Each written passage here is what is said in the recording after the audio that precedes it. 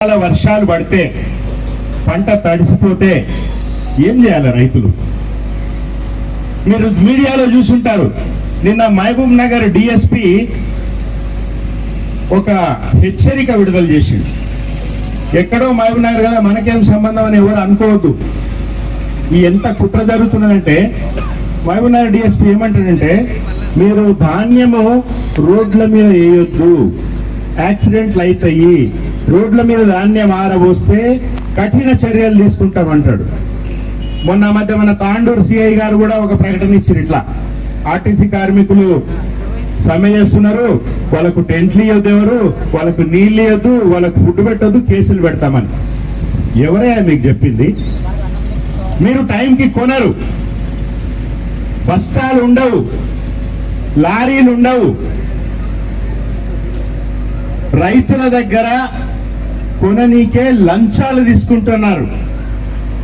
మేము రైతులందరికీ ఒకటే విజ్ఞప్తి చేస్తున్నాం, 5 పైసలు కూడా లంచం ఇయ్యకండి. ఎట్లా కొన్నారో చూద్దాం. ఇంతకుముందు రవీందర్ అన్న చెప్పినట్టుగా, రాజన్న చెప్పినట్టుగా 24 గంటల డెడ్ లైన్ తర్వాత మన తడక చూపిద్దాం, ఏం చేస్తారో ఎట్లా కొన్నారో చూద్దాం. మీరు మాత్రం ఏ ఒక్కరికి 5 పైసలు లంచం ఇయ్యొద్దు.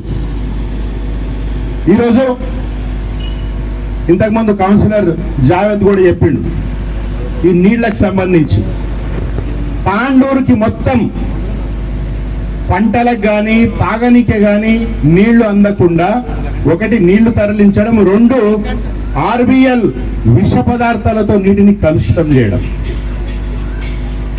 నువ్వు ప్రకృతిని ఖరాబ్ చేస్తావు. నువ్వు పీకిందేం లేదు. నువ్వు యూరియా ఇయ్యవు, రైతు బంధు ఇయ్యవు, రుణమాఫీ చేయవు, అయినా కష్టపడి పంటలు పండిస్తే వాటిని కొనవు. నువ్వేమి చేయకపోగా ప్రకృతిని నాశనం చేస్తున్నావు, నీళ్ళని నాశనం చేస్తున్నావు, ఇసుకను నాశనం చేస్తున్నావు, శుద్ధ నాశనం చేస్తున్నావు. ఈ లారీలకి తరలించడానికి బ్యాగులు ఉండవు, లారీలు ఉండవు, వడ్లు తరలించడానికి. కానీ ఇసుక శుద్ధ తరలించడానికి మాత్రం మీకు 24 గంటల టైం ఉంటుంది.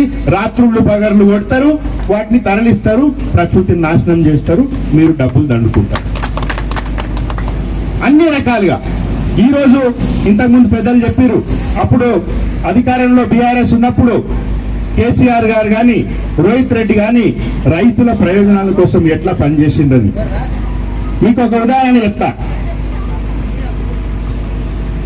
ఒకటి వినిపిస్తా నేను.